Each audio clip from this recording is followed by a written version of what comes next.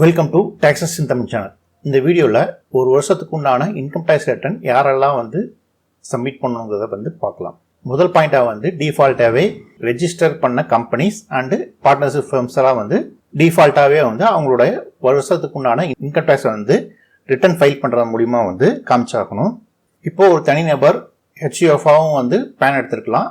அவங்களுக்கு எந்தெந்த லிமிட்டில் வந்தாங்கன்னா இன்கம் டேக்ஸ் ரிட்டர்ன் ஃபைல் பண்ணணுங்கிறது பார்த்துட்டோம்னா, ஃபஸ்ட்டு பாயிண்டாக அவங்களோட அந்த வருஷத்துக்குள்ளான டோட்டல் இன்கம் டேக்ஸ் பேசிக் லிமிட்லேருந்து எக்ஸஸாக வரும்போது அவங்க ரிட்டர்ன் ஃபைல் பண்ணி ஆகணும்.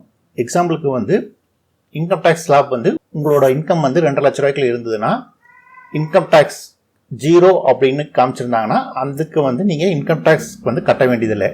2,50,000 ரூபாய்க்கு மேலே டேக்ஸ் ஸ்லாப் ஏதாவது கொடுத்துருந்தாங்கன்னா அதுக்கு மேலே உங்களோட இன்கம் இருந்ததுன்னா அந்த இன்கம் நீங்கள் இன்கம் டேக்ஸ் ரிட்டர்ன் ஃபைல் பண்ணுற மூலியமா நீங்கள் காமிச்சாகணும். நெக்ஸ்ட் பாயிண்ட் நீங்கள் என்ஆர்ஐ கேட்டகரியில் இருந்தீங்கன்னா இன்கம் டேக்ஸ் ரிட்டர்ன் கண்டிப்பாக ஃபைல் பண்ணி ஆகணும்.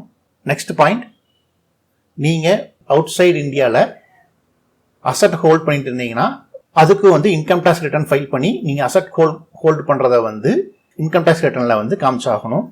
நெக்ஸ்ட் பாயிண்ட்டு, நீங்கள் இந்தியாவில் ரெசிடெண்ட்டாக இருந்து உங்களுக்கு வர இன்கம் அப்ராட்லேருந்து உங்களுக்கு இன்கம் வந்திருந்ததுன்னா அதுவும் இன்கம் டேக்ஸ்க்குள்ளான ஸ்லாப்பில் எக்ஸாம்பிளுக்கு அந்த 2.5 லட்ச ரூபாய்க்குள்ள இருந்தாலும் நீங்கள் இன்கம் டேக்ஸ் ரிட்டர்னில் காமிச்சாகணும்.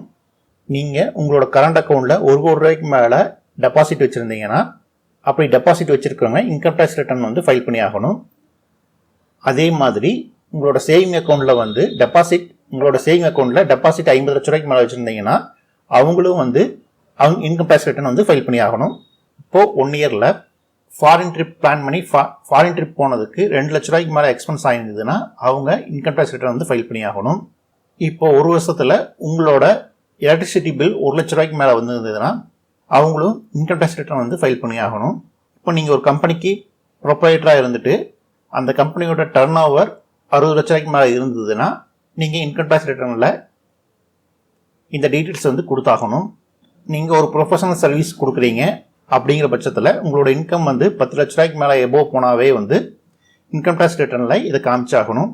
இப்போது உங்களுக்கு உங்களோட பேன் நம்பரில் டிடிஎஸ் ஆர் டிசிஎஸ் கிரெடிட் 25,000 ரூபாய்க்கு மேலே இருந்தாவோ அல்லது சீனியர் சிட்டிசனுக்கு 50,000 ரூபாய்க்கு மேலே இருந்தாவோ அவங்க எல்லாமே இன்கம் டேக்ஸ் ரிட்டர்ன் ஃபைல் பண்ணி ஆகணும்.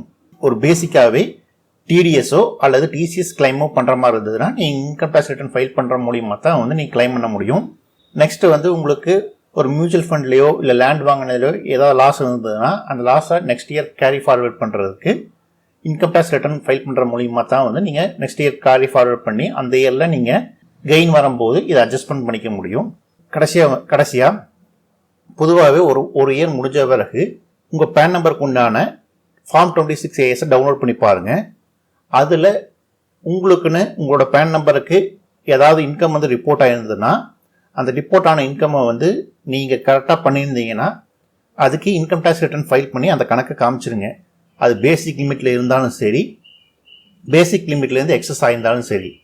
ஏன்னா இப்போ நீங்கள் இன்கம் டேக்ஸ் ரிட்டர்ன் ஃபைல் பண்ணாமல் விட்டுட்டிங்கன்னா ஒரு 2-3 வருஷத்துக்கு அப்புறம் அந்த இன்கம்க்கு உண்டான ரிட்டர்ன் ஏன் காமிக்கலைன்னு நோட்டீஸ் வரும்போது அந்த இன்கம்க்கு உண்டான டேக்ஸுக்கு 300% டேக்ஸ் கிளைம் பண்ணுறதுக்கு அசஸிங் ஆஃபீஸுக்கு பவர் உண்டு. இது பேஸ்டு ஆன் அந்த அசஸிங் பண்ணுற ஆஃபீஸருக்கு உண்டானது தான். அதனால உங்களோட இன்கம் உங்களோட ஃபார்ம் 26ASலையோ அல்லது ஏஎஸ் ஸ்டேட்மெண்ட்லேயோ ரெக்கார்ட் ஆகிருந்ததுன்னா உங்களோட இன்கம் டேக்ஸ் ரிட்டர்ன் ஃபைல் பண்ணுறது மூலிமா நீங்கள் உங்களோட இன்கம்மை கவர்மெண்ட்டுக்கு தெரியப்படுத்தலாம். இப்போது ஃபார்ம் 26ASனா என்னங்கிறத நம்ம சேனல்லே பழைய வீடியோ ஒன்று இருக்குது, நீங்கள் அதை பார்த்துக்கலாம். அதுக்குண்டான லிங்க்கு டிஸ்கிரிப்ஷனில் கொடுக்குறேன். அதை பற்றி மேலும் உங்களுக்கு தெரியணும்னா அந்த லிங்க் மூலிமா அந்த வீடியோவை பார்க்கறதுனால நீங்கள் தெரிஞ்சுக்கலாம். இந்த வீடியோவில் யாரெல்லாம் இன்கம் டேக்ஸ் ரிட்டர்ன் ஃபைல் பண்ணணும் அப்படிங்கிறத பார்த்தோம். இதில் உங்களுக்கு மேலும் ஏதாவது தகவல் தேவைப்பட்டதுன்னா கமெண்ட் பாக்ஸில் சொல்லுங்கள். டாக்ஸஸ் இன் தமிழ் சேனலை சப்ஸ்கிரைப் பண்ணாதவங்க சப்ஸ்கிரைப் பண்ணுங்கள். நன்றி.